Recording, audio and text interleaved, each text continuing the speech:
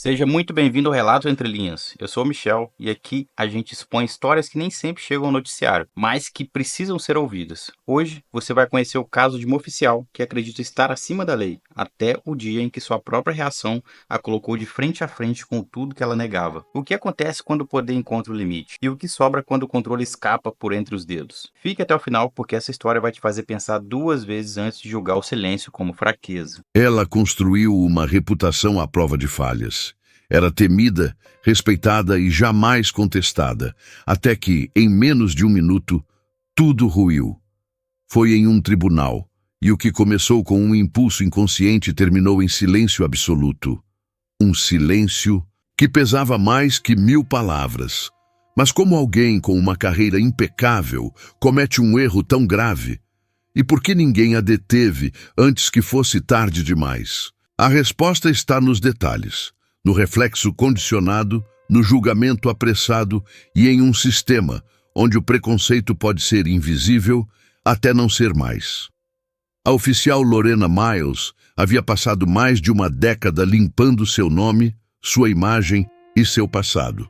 Quando ela entrou na sala 4C do Fórum de Harbor Falls, no interior de Ohio, naquela manhã, tudo nela gritava disciplina, o uniforme engomado, os cabelos presos com precisão e o caminhar duro de quem estava sempre no controle. Era para ser só mais uma audiência de rotina, um caso de posse de entorpecentes. Ela havia sido convocada para testemunhar, mas não chegou a tanto. Antes que qualquer protocolo se desenrolasse, seus olhos encontraram um homem negro, elegante, de terno cinza claro, conversando discretamente com uma advogada ao lado do banco das testemunhas. Sem hesitar, ela se lançou em sua direção, atravessou o carpete firme com passos decididos e desferiu um golpe seco no rosto do homem.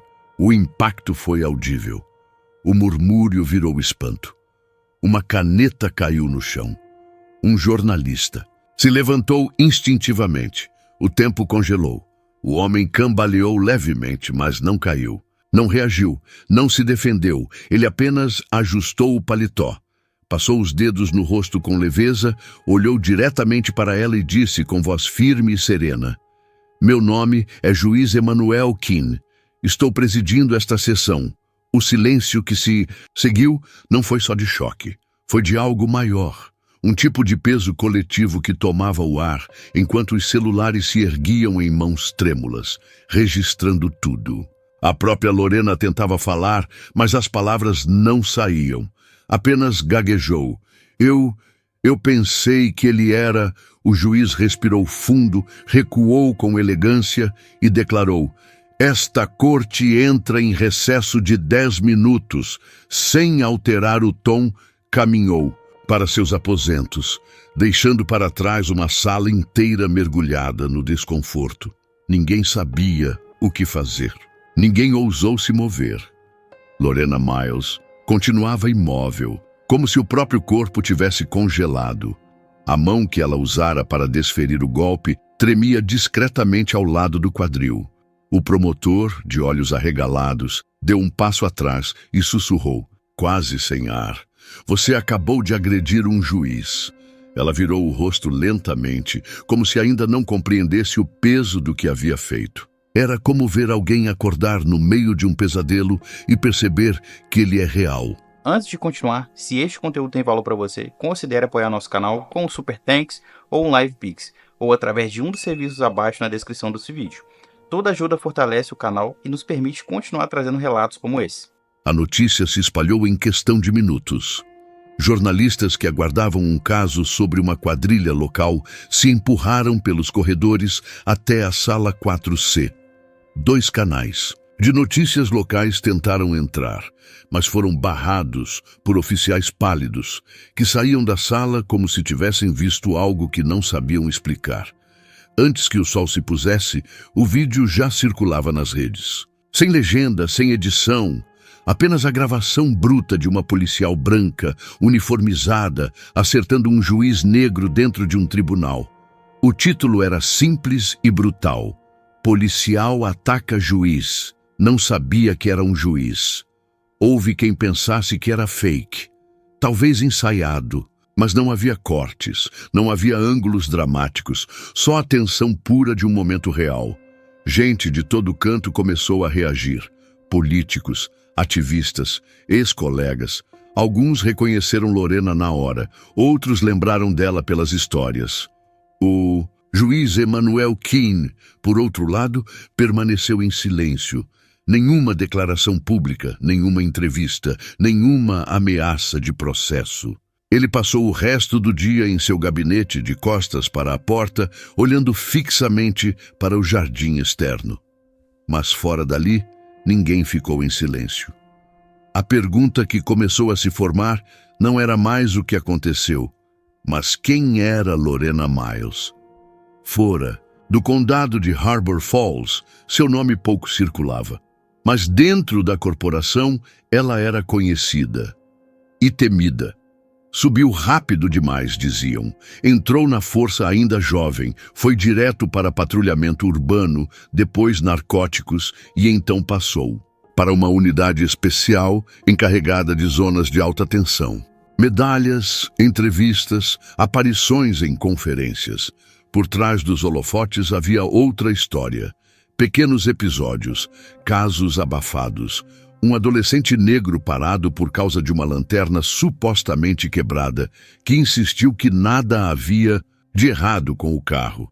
Quando tentou explicar, Lorena dobrou a punição por desobediência. Ele fez uma denúncia formal. Nada aconteceu. Uma mãe latina acusou Lorena de vasculhar seu carro sem justificativa. Quando a filha, de apenas 10 anos, perguntou por quê, Lorena respondeu com frieza: "Vocês deviam saber como funciona. A mãe gravou. O vídeo sumiu."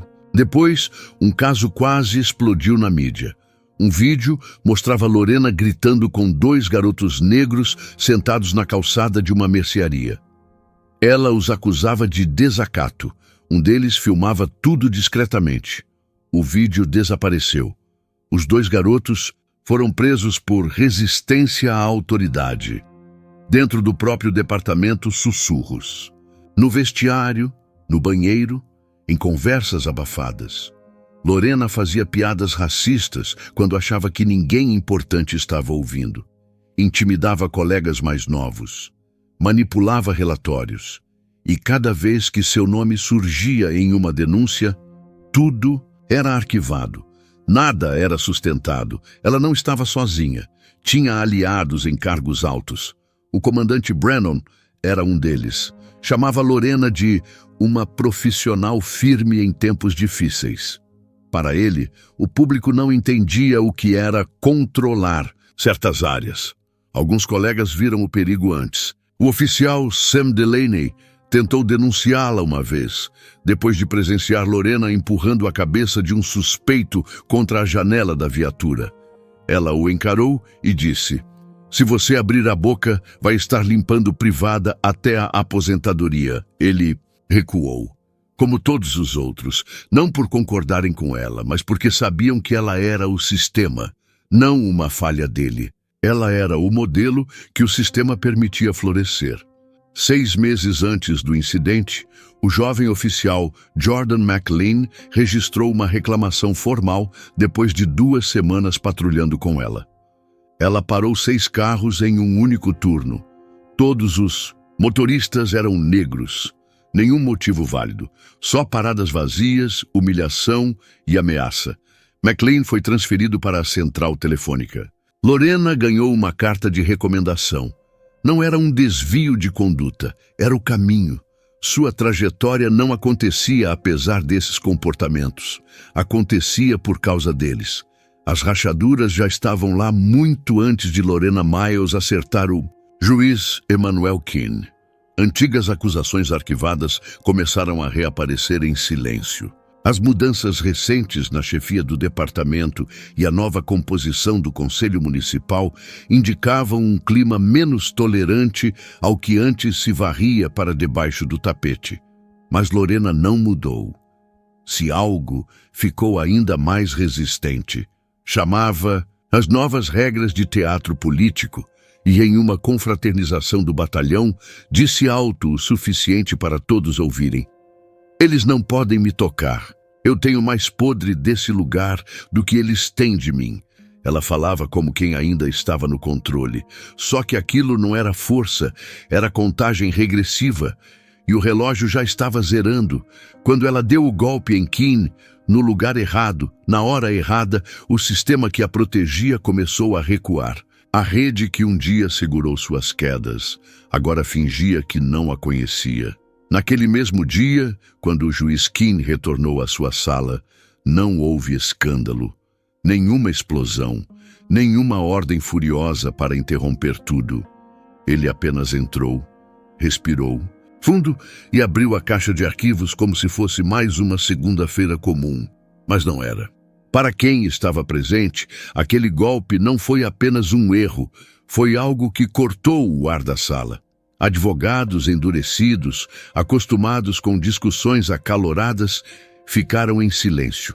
Nenhum deles já tinha visto um oficial de farda agredir um juiz diante de todos. Keane estava no banco havia 12 anos, quase todos em Harbor Falls. Discreto, calado, preferia ternos lisos e mantinha na gaveta uma miniatura de madeira feita por seu filho mais novo. As fotos da família ficavam encostadas na prateleira, entre livros de direito desgastados. Quem o conhecia sabia. Ele falava pouco, mas sua postura carregava mais peso do que palavras.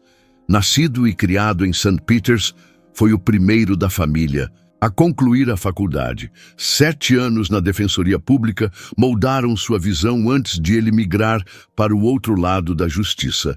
Já havia presenciado de tudo. Casos brutais, perdas irreversíveis, decisões impossíveis. Sabia o que era ser tratado com desdém, mas aquilo, o que aconteceu naquela manhã, era diferente.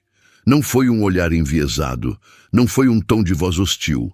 Foi físico, visível, indiscutível, e mesmo assim ele não reagiu com raiva. Não levantou a voz, porque Keane não agia por impulso. Ele acreditava em resposta, não em espetáculo. Na sala ao lado, sua assistente, Monique Barnes, ainda segurava a folha que entregaria minutos antes do ocorrido. Ela entrou hesitante. "Está tudo bem com o senhor?" Ele ergueu os olhos com calma. "Estou sim. Senta." Ela se sentou, observando cada linha de expressão no rosto dele, tentando encontrar raiva, tensão, alguma faísca.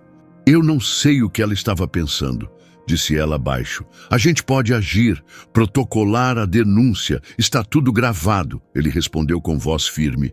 "Podemos", Monique franziu a testa, mas eu quero ver como eles vão reagir." "Eles?", perguntou ela. "O departamento, o sistema inteiro", disse ele, entrelaçando os dedos com calma.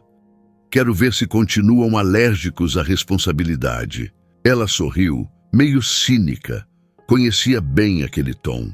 Significava que ele não tomaria a dianteira, esperaria os movimentos, observaria, deixaria que os outros se revelassem. Ao meio-dia, o nome de Keane dominava as redes.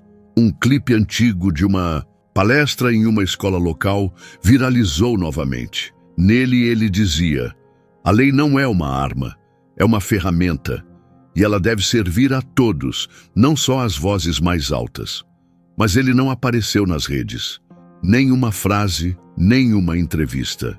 Quando jornalistas o procuraram para saber se ele pretendia abrir processo, sua única resposta foi: "Espero o mesmo nível de profissionalismo e responsabilidade que tenho mantido nos últimos 12 anos. Confio que o sistema saberá lidar com isso da maneira correta." Soava como calma, mas quem conhecia o tom sabia que era uma pressão disfarçada. No departamento, o ambiente começou a rachar. O vice-chefe deixou 3 recados no e-mail de Lorena. O setor jurídico da prefeitura abriu uma investigação preliminar. 2 agentes mais jovens pediram afastamento médico, preferindo não serem envolvidos em uma possível crise. E mesmo assim, Keane não se moveu, porque não precisava. O vídeo falava mais alto que qualquer denúncia formal. Naquela noite, sentado no sofá de casa, ele segurava a mão da esposa. Nadine o olhava com olhos aflitos. Você devia ter deixado que levassem ela algemada. Era o certo. Eu queria. Ele respondeu cansado. Ela ficou em silêncio por um momento, depois murmurou. Mas você não fez, porque isso não resolveria nada. Ele assentiu com os olhos presos às próprias mãos. Você acha que dessa vez vai ser diferente? Ele demorou para responder. Talvez tenha sido o homem errado, no lugar errado, no momento exato. Mas se Lorena Miles achou que o silêncio do juiz Emmanuel Keane significava rendição, ela estava prestes a descobrir o contrário. Às 7 da manhã do dia seguinte, seu nome aparecia em um memorando. Afastamento administrativo imediato. E-mail do departamento era seco, formal. Dizia apenas que ela estava sob investigação por conduta em incidente envolvendo agente da justiça. Mas nem precisava de nota oficial. O vídeo já circulava em todos os cantos. As redes explodiram. Programas de TV reprisavam o tapa em câmera lenta. Podcasts destrinchavam o momento. E nos comentários começaram a surgir relatos. Gente de diferentes bairros contando suas próprias experiências com ela. Alguém encontrou um vídeo antigo, de 4 anos antes, com Lorena gritando com um garoto num posto de fiscalização.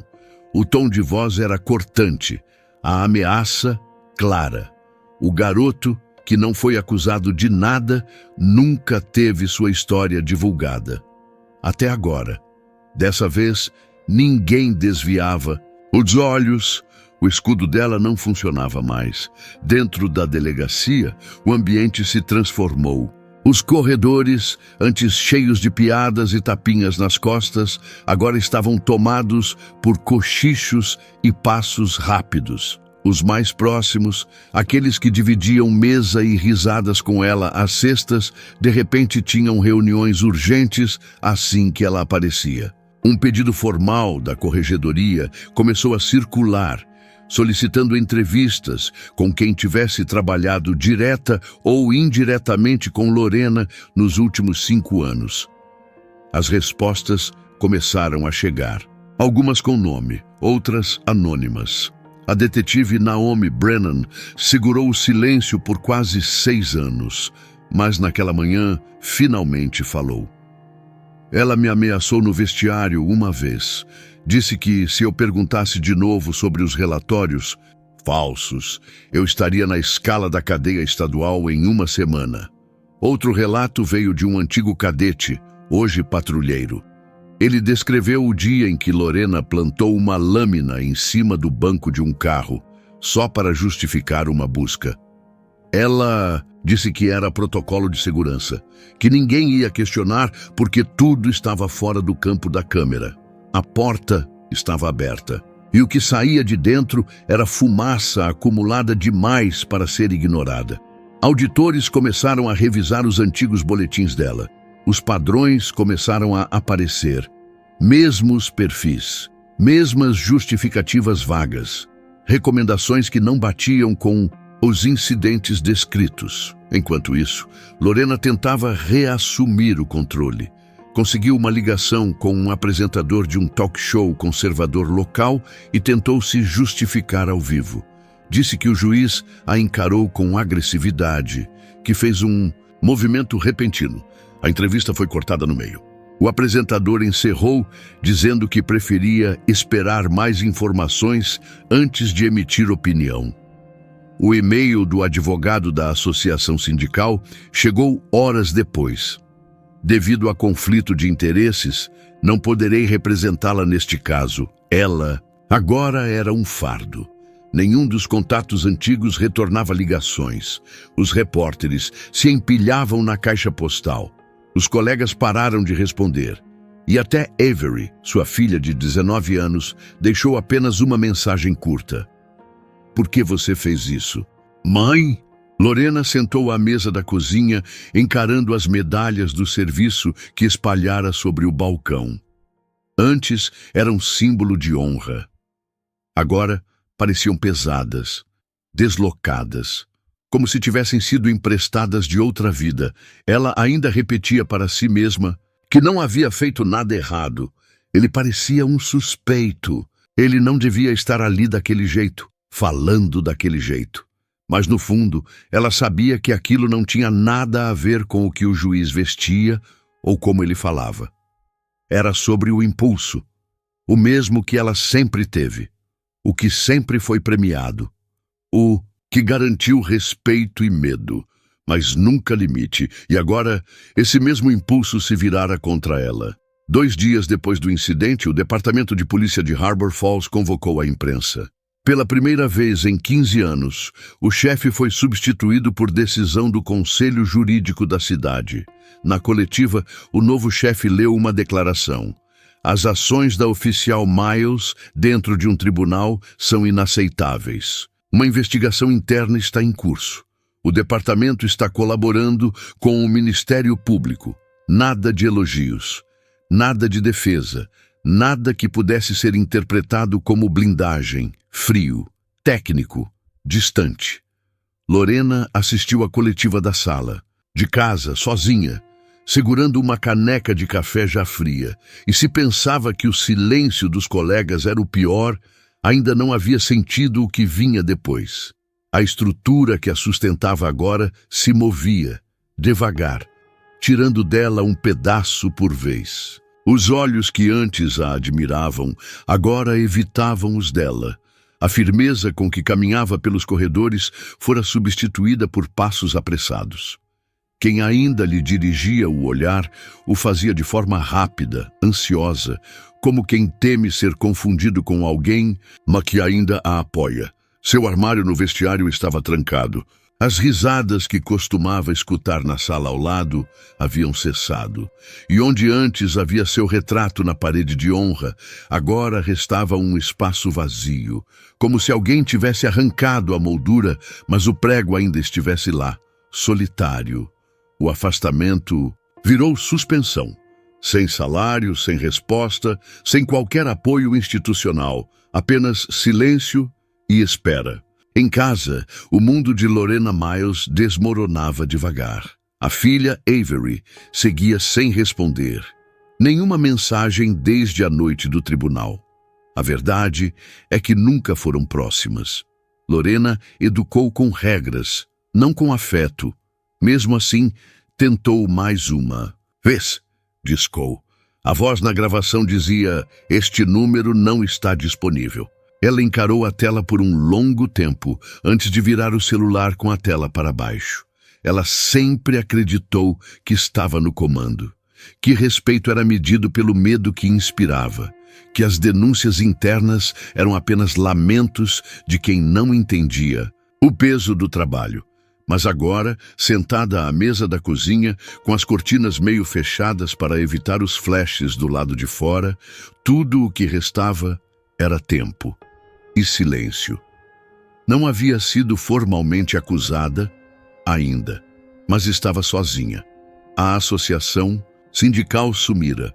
Os advogados não retornavam. As acusações cresciam. Um grupo de direitos civis protocolou um pedido para revisar cada caso em que ela atuou nos últimos 5 anos. Um por um, nomes reapareciam. Ex-suspeitos, antigos promotores, até um jurado aposentado que se lembrava de Lorena gritando com um réu no meio de um corredor. Na época, ele atribuiu aquilo ao estresse. Curiosa, ela entrou online para ver os comentários. "É por isso que precisamos de reforma." Essa mulher achava que era maior que a lei. Mexeu com o juiz errado. O que mais a feriu não foram os estranhos, foram os conhecidos. Sempre achei ela agressiva demais. Lembro quando ela riu depois de fazer um garoto chorar durante um interrogatório. Não soava como traição. Soava como um desmonte lento, como se ela nunca tivesse feito parte de nada, apenas ocupado um espaço. A caixa de mensagens estava cheia. Repórteres, advogados, uma produtora de documentários queria saber se Lorena estaria disposta a contar sua versão. Ela não respondeu. O único lugar onde ainda sentia algum controle era no carro. Estacionado na garagem, motor desligado, portas trancadas. Ali passava horas, remoendo cenas antigas, justificando decisões, reescrevendo o dia do tribunal dentro da própria cabeça.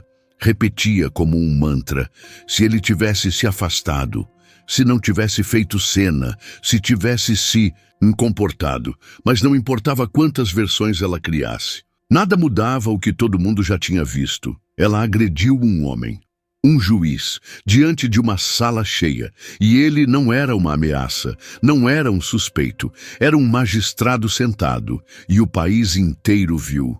Dias depois, passando pela janela, notou a senhora Beasley, vizinha de anos, caminhando com o cachorro.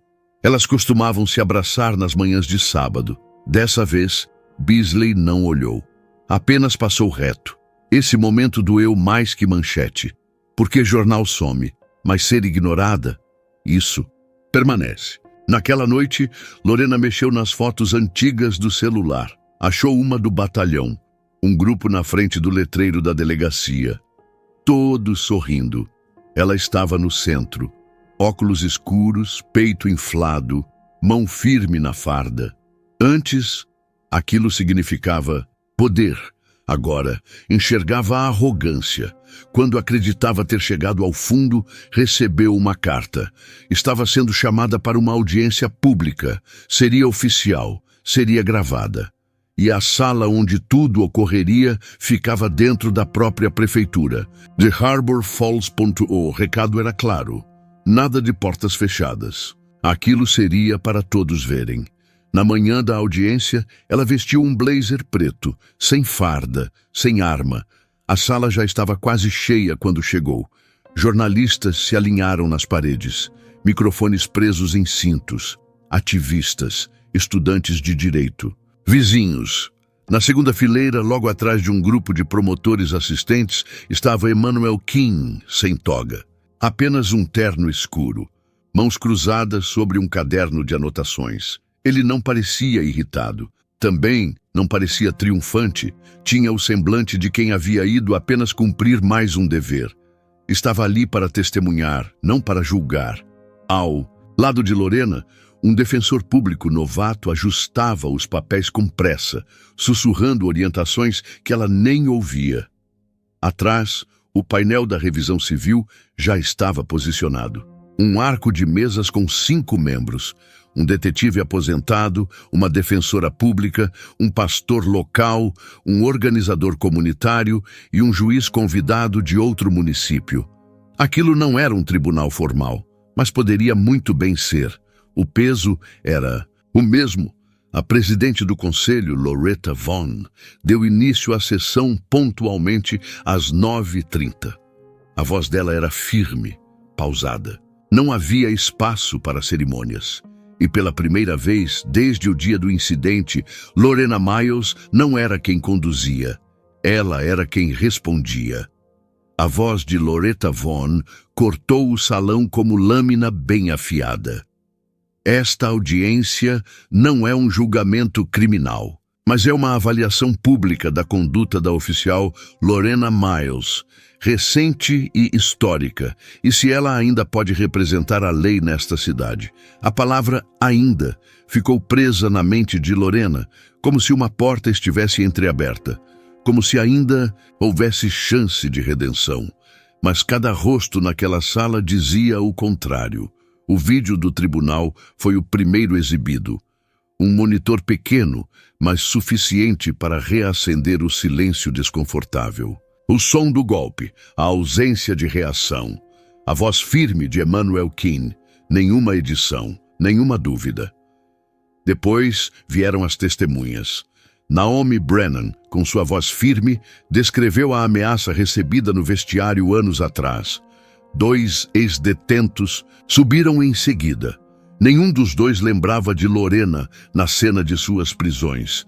Mas o nome dela aparecia nos relatórios. Um por um, rostos passaram pelo púlpito.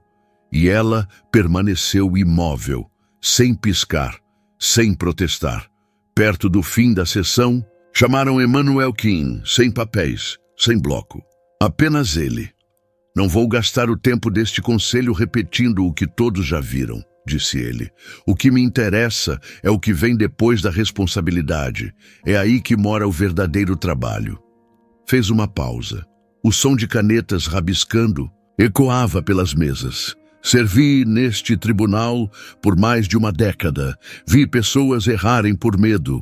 Vi pessoas desistirem por se sentirem pequenas.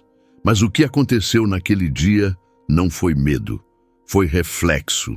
Um reflexo que nasce quando o poder encontra a ausência de consequência.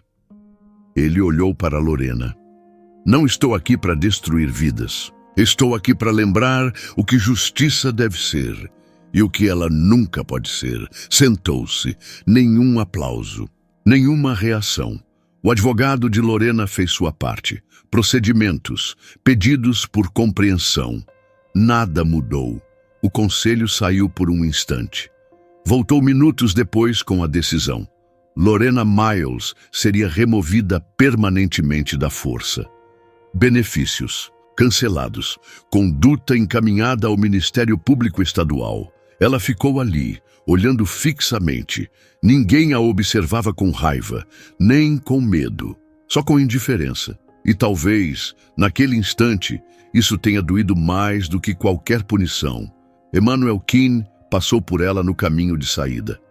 Não parou, não virou o rosto, porque ele não precisava disso. A verdade já tinha feito o trabalho. Quando as câmeras se apagaram, a cidade continuou. Mas algo tinha mudado. Franklin County nunca foi conhecida por mudanças rápidas. Só que dessa vez não foi nos bastidores, foi nos olhos. Na forma como as pessoas começaram a questionar quem realmente tinha poder e como o usavam. A sala do tribunal voltou à rotina. Casos entravam, casos saíam. Mas quando Keane pisava ali, havia um silêncio diferente. Não por medo, mas por respeito. Certa tarde, após um caso juvenil, uma jovem defensora pública o abordou. "Posso perguntar uma coisa?", disse, olhando ao redor. Naquele dia, como o senhor conseguiu manter a calma? Ele sorriu com gentileza. Eu não queria dar a ela o que ela esperava. A resposta ficou com ela e se espalhou de formas que nem ele imaginava. Treinamentos sobre viés policial começaram a ser levados a sério. Mesas comunitárias foram criadas e mantidas com participação real. Arquivos antigos passaram por reavaliação. Não todos, mas o suficiente para mostrar que as portas estavam entreabertas. Lorena vendeu a casa, mudou de cidade. Trabalha com segurança privada para uma rede varejista. Nenhuma entrevista, nenhuma retratação, nenhuma busca. Por redenção, ela não perdeu tudo de uma vez, mas perdeu o que mais importava para ela, o controle, e o que restou foi um silêncio que ninguém mais preencheu. Outros começaram a surgir. Histórias de abusos passados, de pequenas violências que nunca chegaram à luz, inspiradas por um momento em que a sala inteira viu, ao vivo, um padrão sendo quebrado com um único gesto. A mão de Lorena acertou Emmanuel Keane, mas não foi só ele que sentiu. Foi o fim visível de um comportamento invisível. E todos ali entenderam. Meses depois, uma senhora se levantou durante uma audiência. Eu não quero outra desculpa, disse com a voz embargada. Eu quero mudança, antes do próximo vídeo viral. A sala inteira a ouviu, porque agora elas sabiam como soava o momento em que alguém acredita que está acima da lei e descobre que não está. Não teve discurso final, não teve lágrima pública, apenas o som baixo de um sistema começando finalmente a se mover. Agora eu quero te ouvir. O que você faria se estivesse na posição do juiz Keane? Ou melhor, você acha que essa história seria diferente se não tivesse sido gravada? Deixa aqui seu comentário embaixo, compartilha esse vídeo com alguém que precisa refletir sobre o que realmente é justiça. E não esquece de se inscrever. Aqui no Relato Entre Linhas, a verdade é contada como ela é, sem filtro e com alma.